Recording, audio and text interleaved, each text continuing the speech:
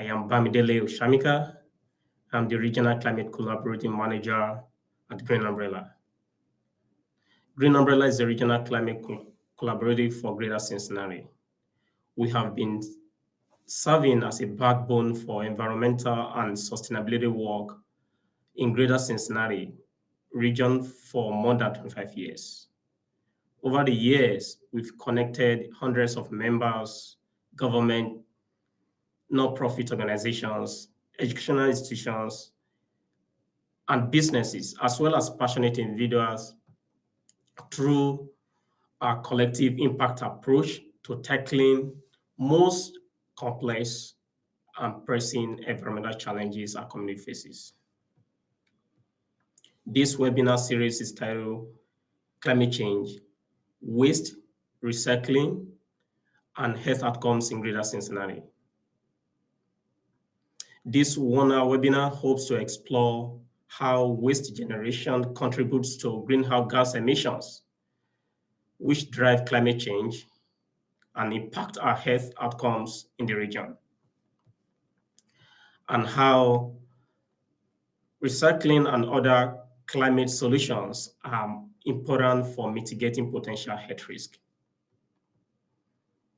Our panelists will make a brief presentation, followed by Q&A, and we will wrap up with next steps and some announcements.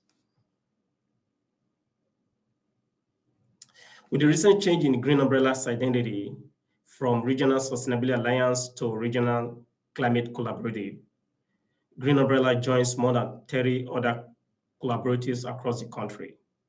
All of them are working on cross-jurisdictional climate action.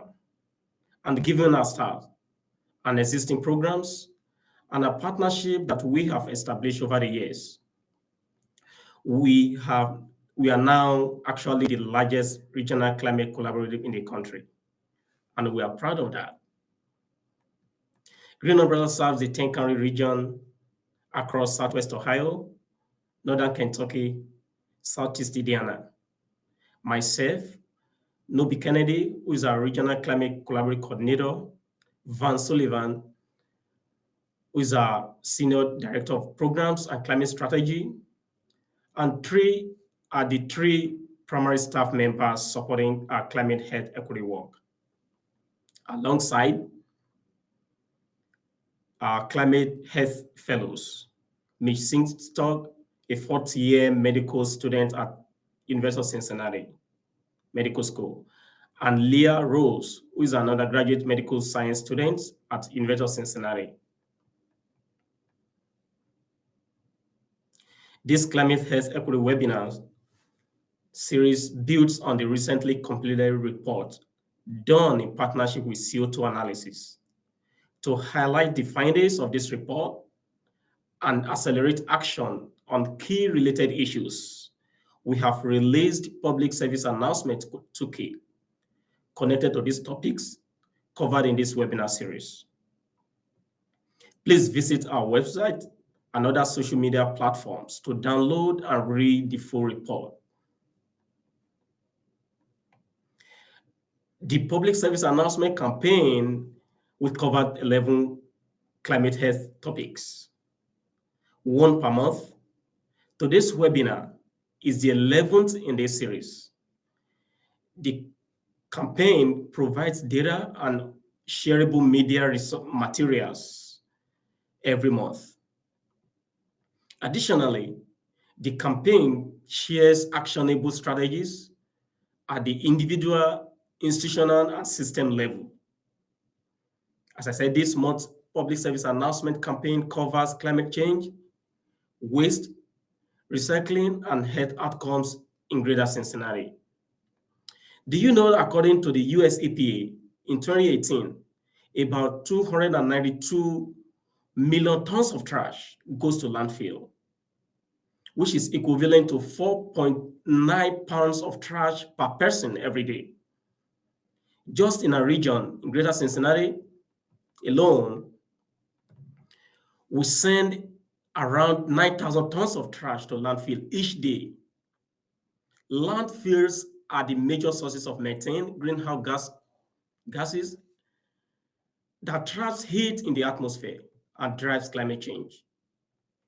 As a matter of fact, landfills also release carbon dioxide and water vapor into the atmosphere that contribute to climate change. Our air, water, health, climate, environment are impacted. More so, individuals, especially the vulnerable population, such as the low-income households, people with health conditions, seniors, children, and others are affected. Then what can you do? What can organizations do? We can all support green initiatives, green business for greener community. Personally, we can practice the 3 Rs, which is to reduce, reuse, and recycle waste. Our institution can provide more funds for and implement more zero waste initiatives, provide more training and workshop development on waste reduction. At this juncture, I'd like to introduce our guest speakers who will dissect this topic and ready to provide answers to a few questions. The first panelist we have on call today is Howard Miller. Howard is an environmental manager for the City of Cincinnati, Office of Environment and Sustainability. He oversees 3 focus areas, including resilient, climate adaptation, natural environment, and zero waste. Howard's environmental team's primary goals are on green infrastructure, waste diversion, brownfield revitalization, and environmental approvals. He has 28 years of private and public environmental experience in helping stakeholders manage waste, specializing in waste compliance and diversion. Howard uses that experience to help align the city's green priorities with reduction of waste and reducing recycling and reuse opportunity to create beneficial zero waste outcomes for residents and businesses. Our second panelist on the call today is David Andre. David is a founder and executive director of GoZERO. He grew up in Adrian Farms, 30 minutes west of Toledo, Ohio, where the family operations has been composing since the 1990s. In 2014, he established what he has become GoZERO Services, food waste compost carrier. GoZERO provides food waste to composting disposal services over all of West and Central Ohio, and is working to further establish operational and educational services in the region and beyond in order to strengthen our environment, society, and economy. Please join me in welcoming Howard first for his presentation, then David. Thank you, Howard. Salute. Yes. Yeah. Thank you, Bamidele. Thanks everybody who's on the webinar. Happy to be here. Again, my name is Howard, and I manage the environmental team here at the Office of Environment and Sustainability with the City of Cincinnati. I'm going to give an update on what we call the zero waste focus area. This is one of 8 focus areas that is in the 2023 Green Cincinnati Plan. Go forward, please. There are a few primary goals within the zero waste focus area. I'm going to speak on 2 of them today. The first is recycling and reuse.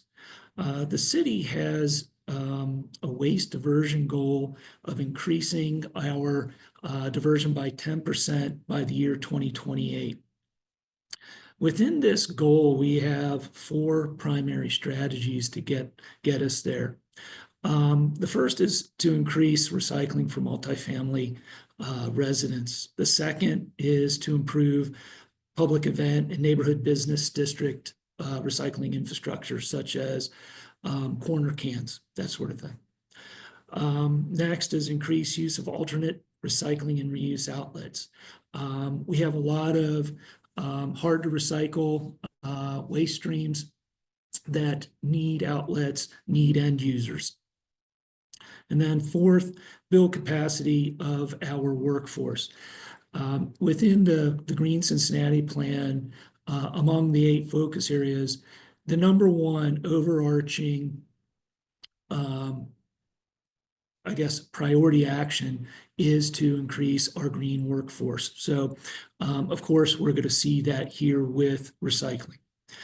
Next slide, please. The second goal what we're going to talk about today is organics. We want us to sustainably divert 50% of organics, and that would include yard trimmings, yard waste, and food waste from going to the landfill by the year 2028. To reach this goal, we have 3 primary strategies. The first is to improve our yard waste collection program and utilization of biochar. The city currently is ramping up our own biochar operations, and this is going to be done by our Parks Department. The second strategy is to improve multi-scale composting infrastructure. And I'll speak a little bit more on this later. And then the third strategy is to divert waste through prevention, reuse, recovery, and composting. And I'll speak a little bit about what the city's doing here as well. Next slide, please. The reason why zero waste is included in the Green Cincinnati plan is that it has a direct tie to climate change. And the reason being is as organics degrade and decompose in a landfill, they release a greenhouse gas called methane. And methane is a much more potent greenhouse gas than carbon dioxide per molecule. And because of that, it can trap significantly more heat in the atmosphere. And doing so, it does it despite having a shorter lifespan compared to carbon dioxide. What's interesting here, and something that's really important to point out and why we want to divert organics from the landfill, is that the landfill we use locally is Rumpke in Colerain Township. And it's one of the biggest methane emitters in the country. Right now, it's in the top 10. It emits almost 300,000 tons of CO2 equivalent per year. And one of the things I do want to point out that they are trying to actively do is retain the methane, convert it to natural gas in order to power their fleet trucks as well as their facilities there. So they are trying to recover some of it, but as you can see, most of it is going to the atmosphere. Next slide, please. The city, to meet the 2 goals that I just spoke about, the recycling and organics diversion, we have many ongoing and concurrent programs. The biggest one you may be familiar with is our residential curbside program. These are the green carts that we service every week. Households are on a bi-weekly schedule. We're servicing each every 2 weeks, approximately 70,000 households. The next program we operate is the Commercial Waste Franchise Program. This is a program that we manage here in OES that helps the city receive funding through revenue collection from commercial waste that's hauled. The reason I bring it up here is that the primary incentive of the program is that any commercial waste that is recycled is exempt from the fee that's owed to the city. So we are taking a kind of a carrot approach here on incentivizing recycling by not charging for it. Other programs, we have over 100 recycling corner cans in about 10 districts. We're planning on expanding that in 2025. We also have city operations where we recycle at most of our city facilities, either curbside or with private dumpsters and roll-offs. We also offer drop-off locations to the public. We have approximately 30 dumpsters at 19 locations that are accessible by the public to drop off. We also do interior bin offerings to homes as well as multifamilies where we see a need for interior bins. This helps the household collect recyclables while inside the house and helps to get the recyclables out to the cart. We're also doing many multi-family pilot studies, mostly of larger 5-unit and more buildings. As you'll see later in the data I'm going to show, there is the data suggests that we have a long way to go to provide access and equity to these larger multifamily buildings. I'll talk a little bit more about that later. We continue to do source separated yard waste and improve that program.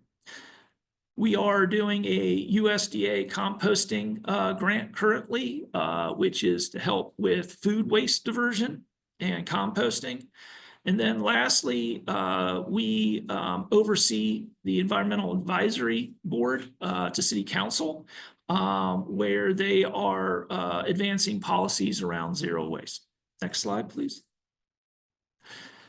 A little bit of data here on our residential recycling trends. Citywide, we're currently recycling at about 58% participation.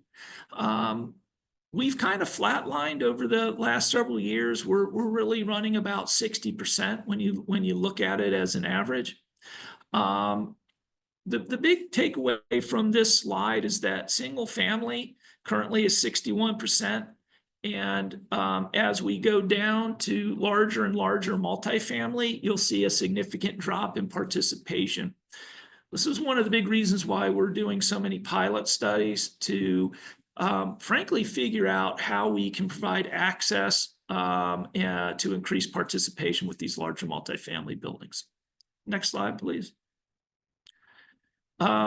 Here's our curbside tonnage data. This includes both recycling and materials that aren't recycled. So we are landfilling a little over 71,000 tons per year. Yard waste landfill is about 10,000 tons per year. So that's yard waste mixed with our solid waste.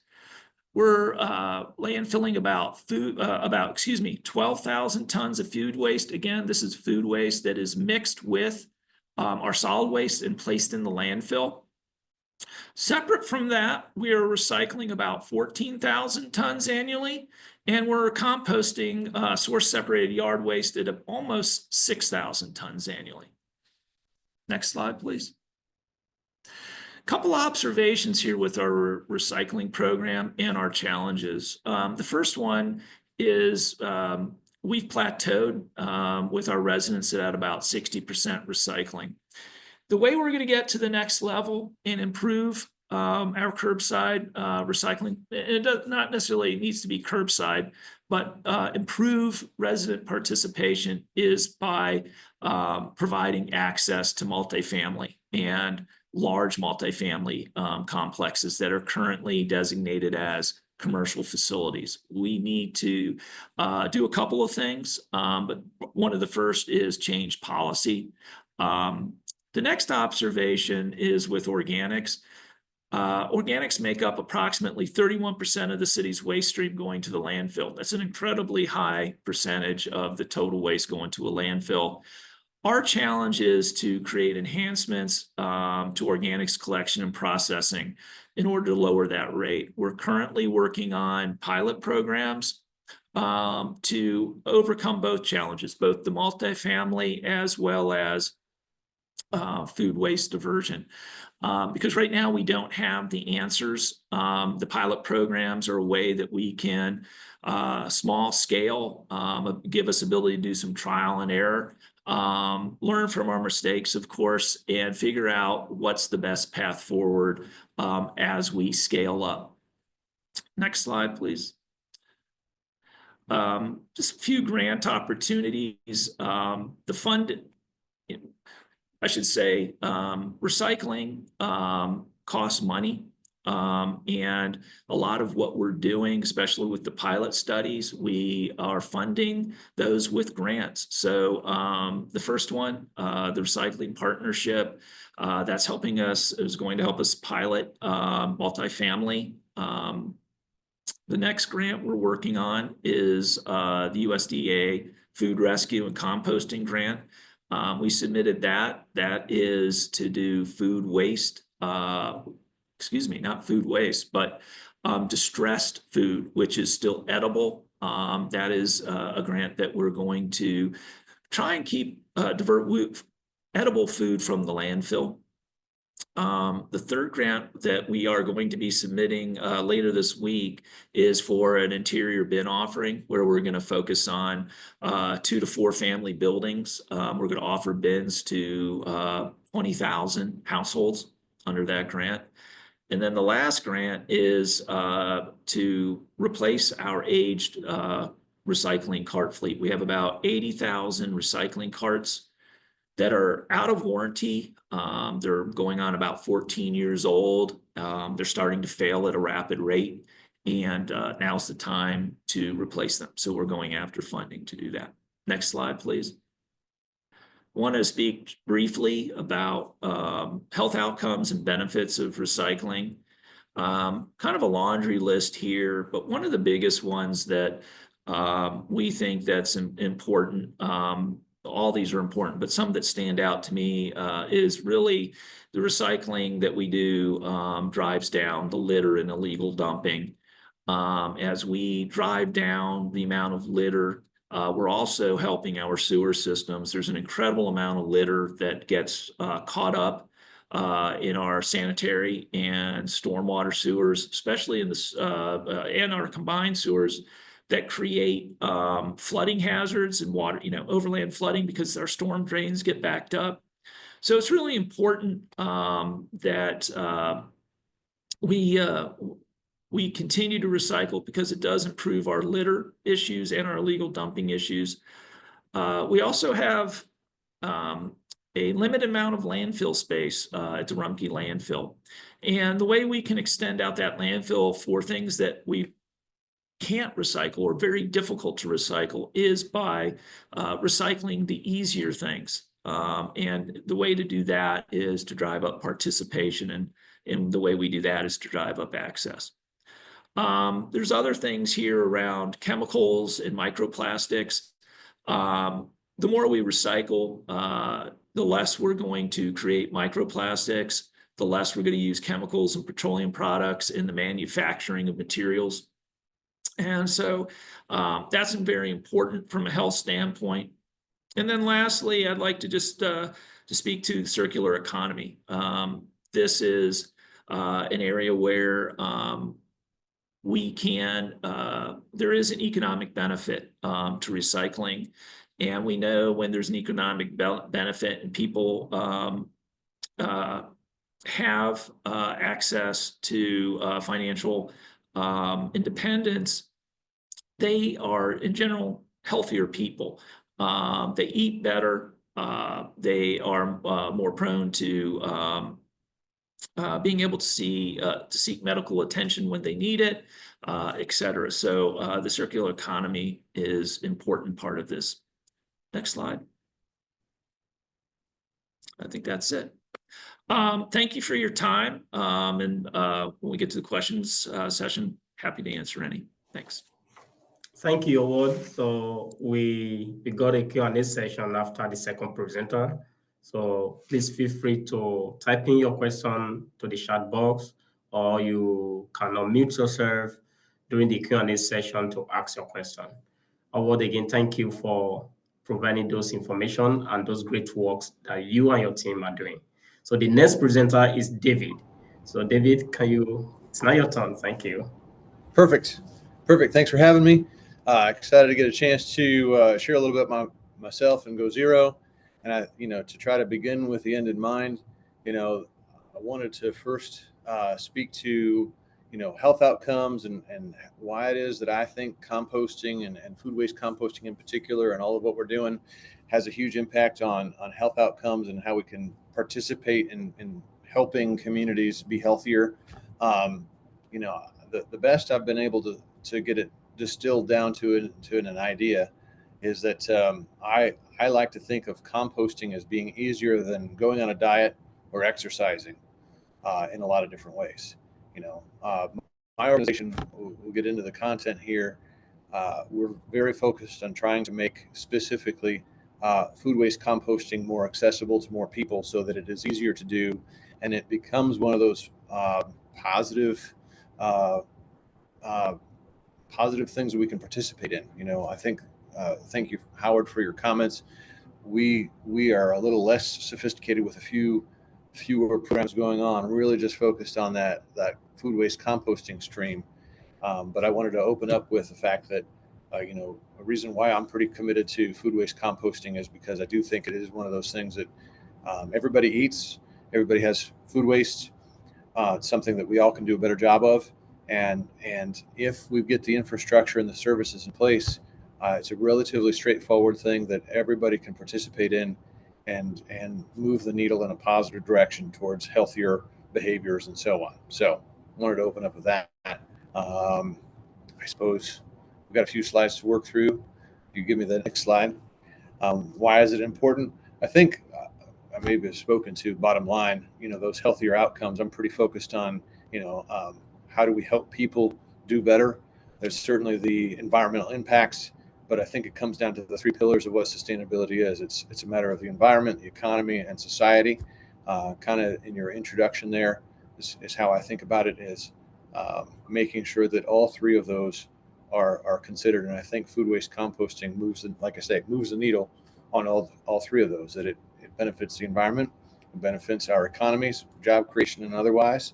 And it really, talk about health outcomes today, it helps society at large think about how we can, every one of us, participate in doing better. So next slide, please. Couple statistics. I think Howard hit the nail on the head with a few of his. We're really focused on trying to get organic matter out of the landfill. It has methane that's produced in landfills has a greater than 20 times greater incubating, insulating greenhouse gas climate impact than what that same material would have produced if it were CO2. And so there's a few stats that speak to some of those things. It's a macro problem. It's a micro problem. It's something that every one of us can do a little bit to try to help. And with many hands makes light work. And so I think that's the rundown there. Next slide, please. So why composting in particular? I'm passionate about composting because of my family background, obviously. But I think that when we source our organic material, it makes our own circumstance a little bit more tangible. It sounds like the city is working on a couple different studies. Waste audits are always helpful, but I love anytime we're able to start services somewhere and on an ongoing basis cause that organic matter to become more tangible and for folks to see how much they're generating and allow us to compost it to have a real impact. Next slide, please. It's immediate, pragmatic, and catalytic. You can see in the tub on that counter right there. I love working with customers where on day one, they might have a slightly larger volume of food waste, but over time, they figure out how to waste less. And so if we start with, some amount of service, but over time are able to reduce how much services we're actually providing, because our customers are day over day, week over week, monitoring how much material they're actually wasting. I think that's where it's at. So you can immediately see it. It's permanent. We're able to take that material and actually compost it right from day one. And it's catalytic. Like I said, it lends itself to healthier behaviors because it's something every one of us deals with and every one of us can do something about. Next slide, please. So what's happening? What are we doing? Let's go next slide, please, just to be able to speak to it. Globally, federally, in the Midwest, and with GoZERO, it's a little bit longer reading here, but I think it's been really since 2012 with some of the research that came out then that there's been more focus on food waste, number of grants. Howard mentioned there's several at the national and state level. In the Midwest, I'm excited about GoZERO being part of figuring out how to develop infrastructure so as to move the needle in getting organic material out of the landfill and into our food systems, agriculture, landscaping, and personal use. Picture there as elementary school in Hilliard, Ohio, set up their own waste stations to do just that. So lots of good things going on. Many hands make light work, like I said. Next slide, please. A little bit more about GoZERO. Let's go to the next slide, please. Who is GoZERO? Next slide. Sorry for the introductions. Here's our mission. We're pretty focused on the environment, society, and economy, providing services so as to try to leave the world a little bit better. We don't inherit the earth from our ancestors, but we borrow it from our children. So I feel incredibly blessed to be the benefactor of those who've come before. And I think with helping to develop infrastructure, my goal is to leave the world a little bit better than we found it. Next slide, please. What are we doing? Next slide. I think this picture kind of says it in a nutshell. Our primary focus is collecting kitchen scraps from a dumpster area near you. People ask us often, who is your target customer? Who is your best customer? It really comes down to any organization that's got organic waste, compostable waste, that's got the political will to organize an in-house program to get the material to our containers. I like to say, if you can get it to our containers, we can take it from there. And that's our go-to. That's what I spend my days working on. Also, in addition to providing disposal services, it's really been in the last few years we've identified the need for more composting facilities around the region. That's been a challenge. Everybody loves the idea of composting, but it gets tricky when you start talking about doing actual composting in somebody's actual backyard. And so getting those things sited and figuring out how to not have to drive trucks quite so far to get to a licensed composting facility is another big part of what we do. And the name of the game for us is, how do we cause the entire practice to take a life of its own on, so that it's easier to establish another site worth of disposal services and another facility worth of composting, and to do it again and again and scale that to a point where we can have a real impact in causing those tonnage numbers of what's going into the landfill be reduced, and cause those numbers to grow on the composting side, so that material can, like I said, go back into our food system, agriculture, landscaping, and otherwise. Next slide. Where do we get to start? Next slide. This is a picture of the family farm. This is kind of ground zero for what my family has been a part of since the 90s.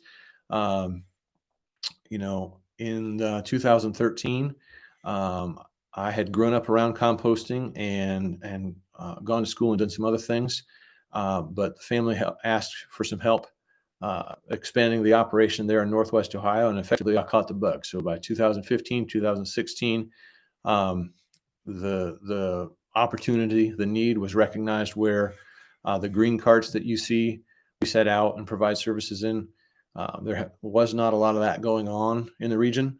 And so my family and a lot of contemporaries always operate at the scale of a roll-off box. So that's a much larger industrial scale disposal service. And, the very short version, as I said, hey, not everybody needs 20 cubic yards of disposal services. If we just put it in the scale of one of those green rollout carts, that's the scale that a restaurant or school or office building or community could use. And so, again, many hands make light work. And the goal is to try to make our services as accessible to as many parties as possible so that that material can be aggregated into a pile like what you see in the picture here.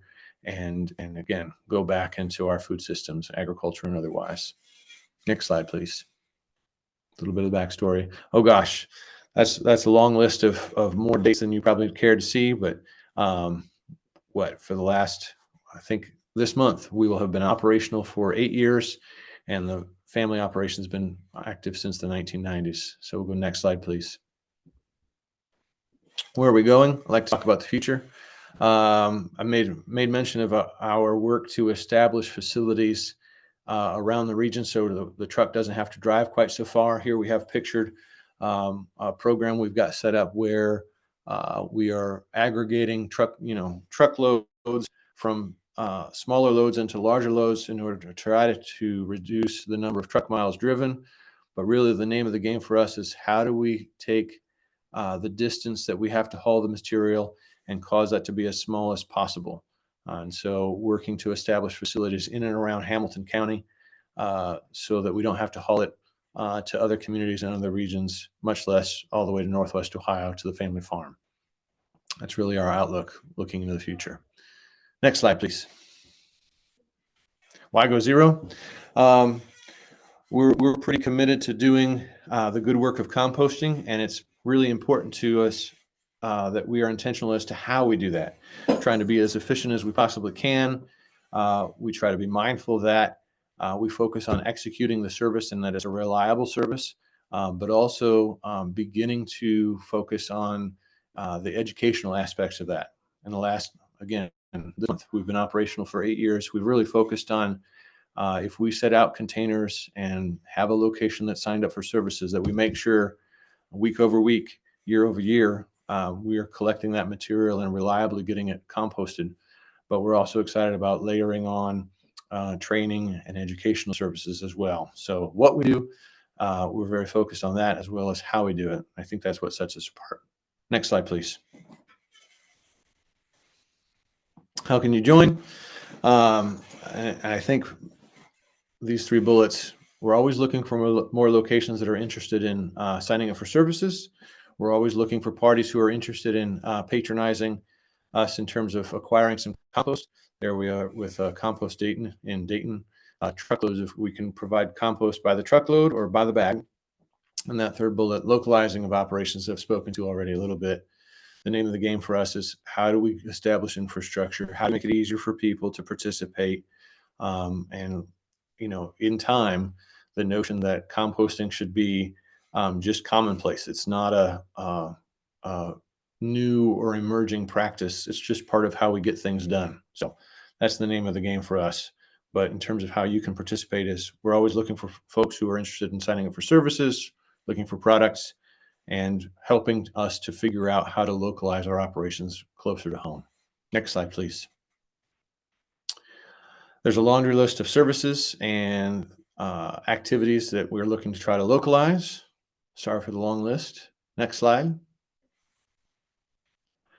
And I think we're bringing it in for landing. Just take a look, a couple pictures of drop-off stations. One of the things we love talking about a lot is how we can make food waste composting accessible to communities. We've gotten a lot of traction. Curbside composting is something we love to try to get to talk about, try to establish. But as a bridge solution, moving that direction, over 2 or even 3 dozen locations around the region set out 3 or more carts, and like a recycling station from the 90s. We are in reverse logistics, getting material from homes. And so it's always that first mile that's a little tricky. We can very cost effectively help communities offer food waste composting to residents by way of setting out these stations where the people who want to participate bring their kitchen scraps from home, and our truck will come around and service those containers week over week to make sure that that material goes to be composted. So shameless plug for one service that we're particularly excited about. And again, thank you for your time. At the end of the day, I'm excited about food waste composting because it's something that everybody can participate in, and I think it uniquely helps. I can speak from personal experience, helps create healthier behaviors and a more positive outlook on how we can participate in doing good work. So hope that's helpful. Super excited to help answer any questions that folks might have. Thanks for your time. Cool. Thank you, David. Thank you for letting us know all those cool things that GoZERO is doing. Really appreciate those information and those resources. So we have a Q&A session. So we kind of want to say that if you have questions, you can unmute yourself and just speak about your question, or you kind of type it in the chat box for us to kind of let the panelists have some answers to them. So I will kickstart with a few questions. So in the course, if you have questions, let us know. The first one is I'm going to ask David is how does waste generation impact individuals' health outcomes?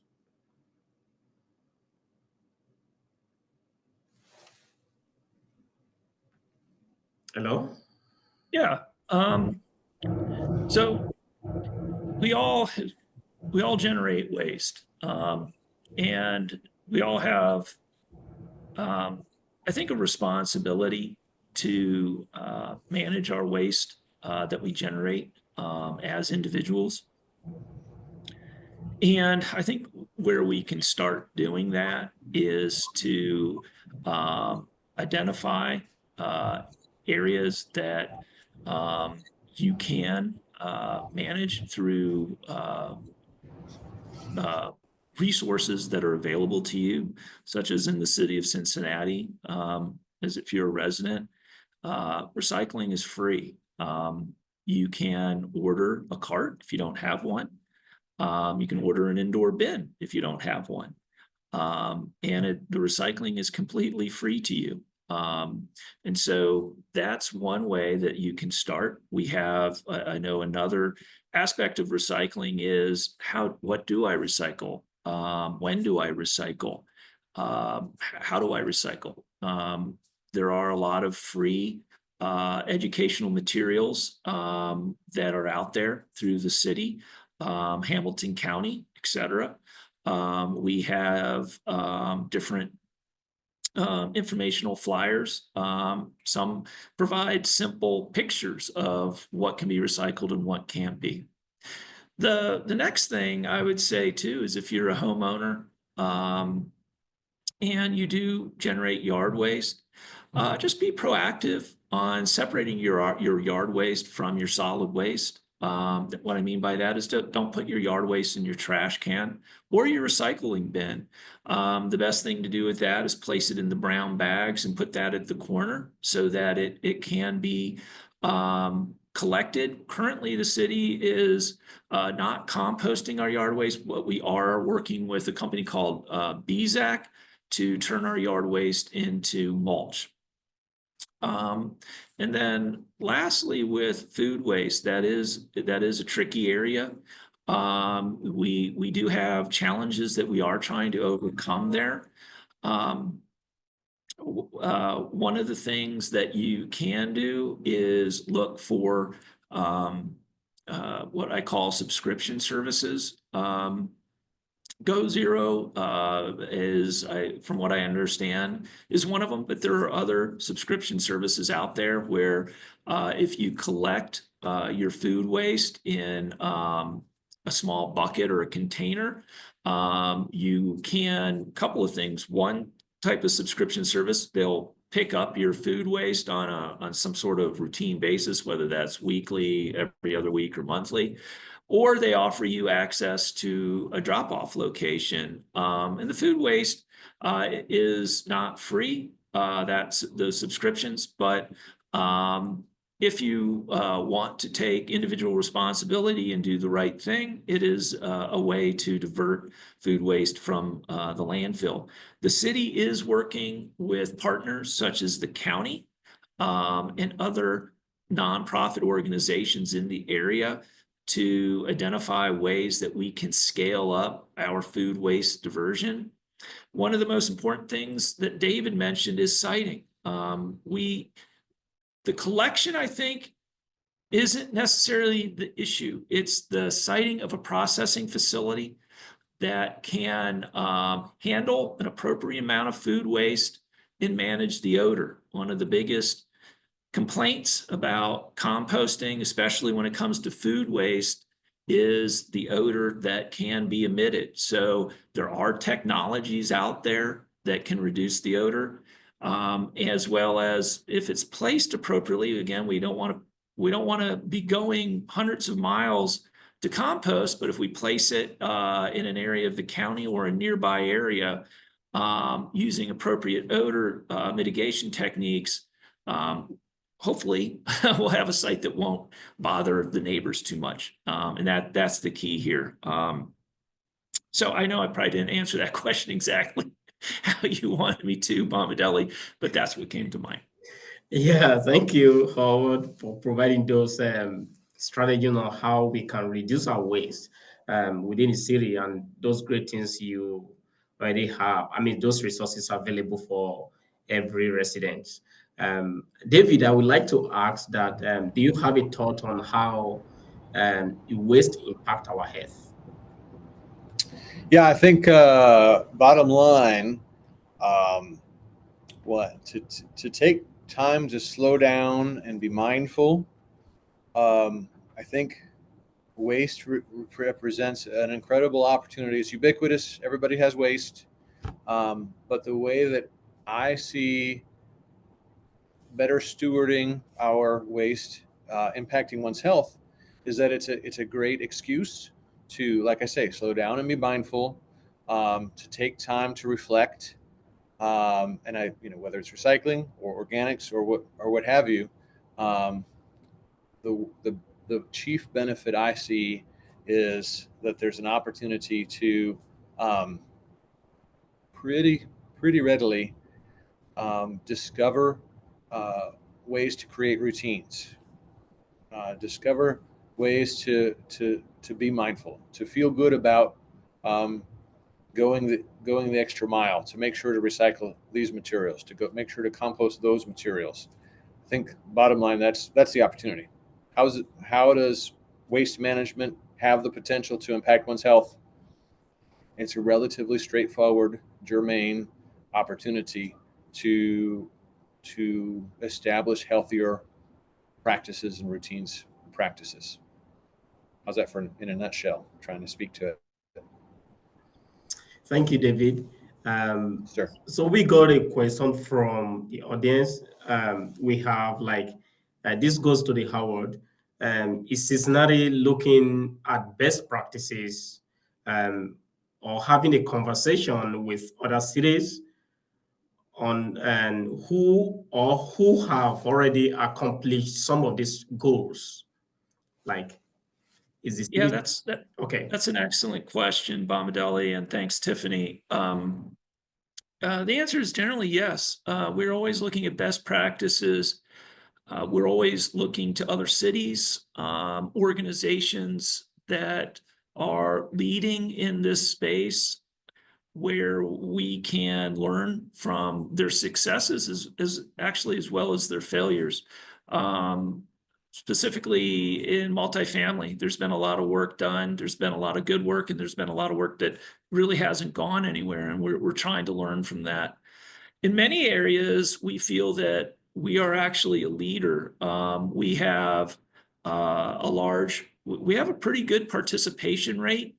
When you look at it nationally, we have a very good contamination rate. So we have low contamination, well below 20% contamination.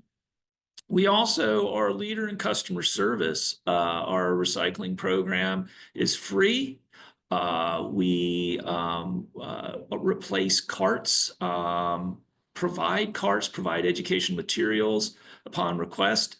And over 96% of the time, we can complete those customer requests within 7 days. So we're very proud of that responsiveness. So we are also forward-looking.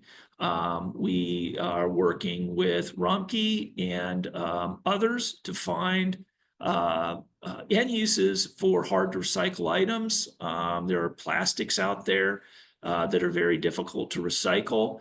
And we're looking at the best ways to recycle them. There's a lot of controversy around what they call chemical recycling or molecular recycling or greenwashing, that kind of thing. Right now, all of our curbside recycled materials are mechanically recycled, and we have end users for those. But we also know that as we expand and grow our participation with recycling, that we may need to find non-mechanical end users at some point, but we also know we need to do it right. We need to do it in a sustainable way that doesn't cause more harm. And so those are opportunities that we're looking into as well.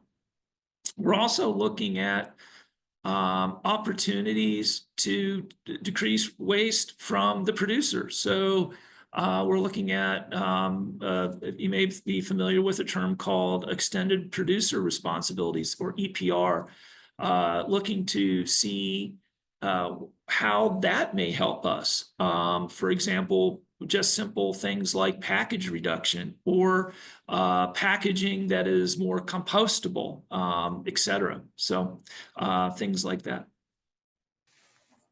Cool. Thank you, Howard.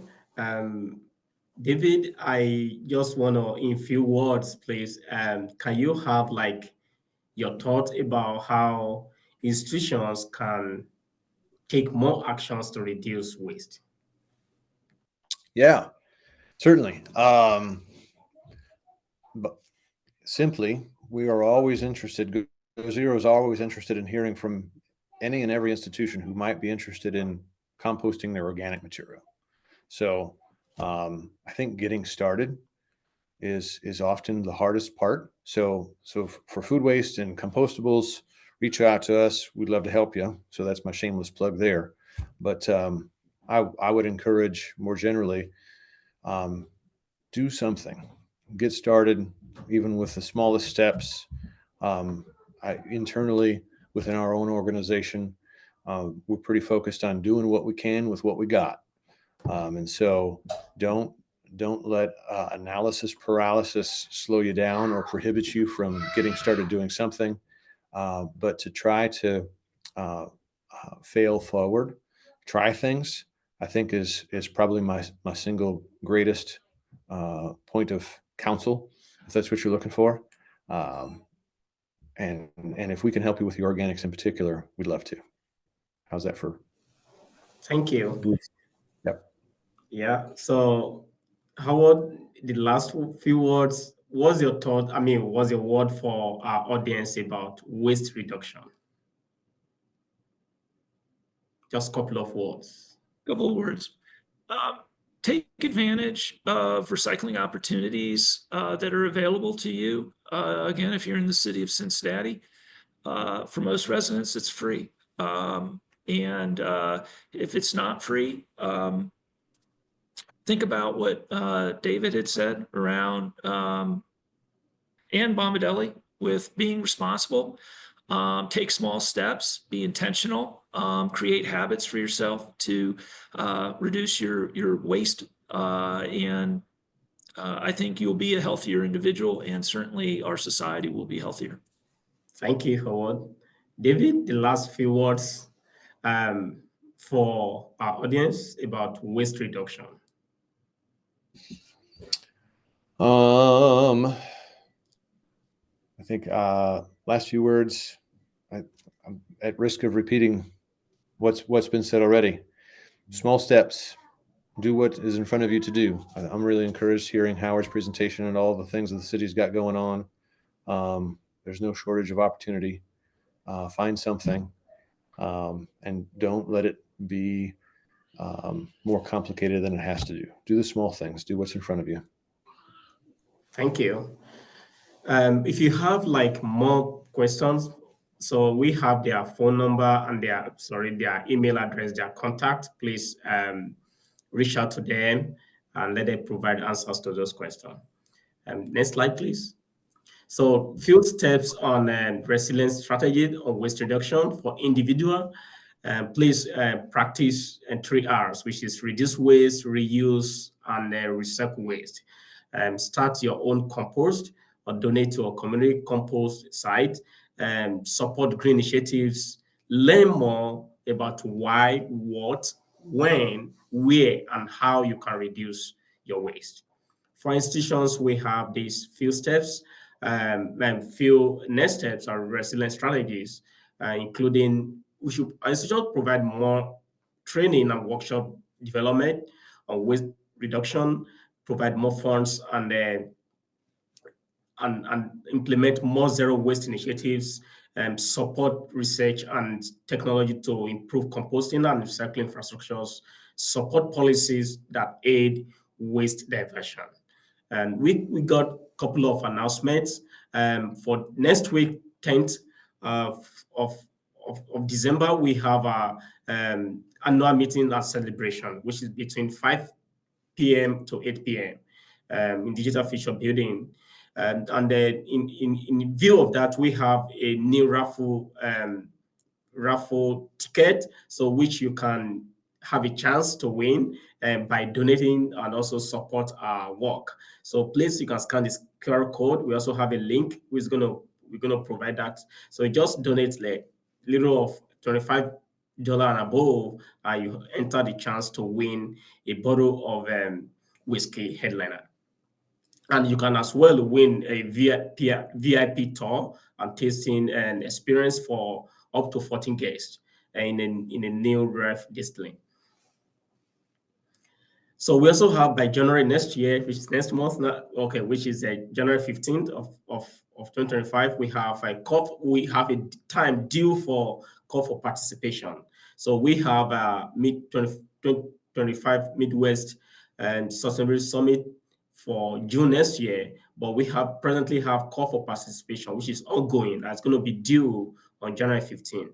So if you want to participate for breakout session, or you want to submit a proposal, or you want to speak as a speaker in the summit, and which is all the events, please endeavor to kind of send in your proposal or your interest before January 15th. Then the Midwest Sustainability Summit is June 5th, 2025 for next year. Please register to participate. In January this year, 23, we have January 23, 2025, we're going to be having our climate regional COVID-19 Regional Climate Advisory Group workshop, which is going to be virtual between 5 to 7 p.m. Please register to join us. And January 30th, we have Climate Research Incubator Annual Symposium between 10 a.m. to 3 p.m. Please register in all these events to join us. We have, please as well, visit an online platform to get engaged and participate in solutions that we have been on. Last slide. So thank you for joining us today. We hope to I hope you have a very exciting time, and we hope that you're going to join us in our subsequent programs, especially for next week, which is going to be our annual meeting and celebration. So thank you for joining us today, and have a wonderful day.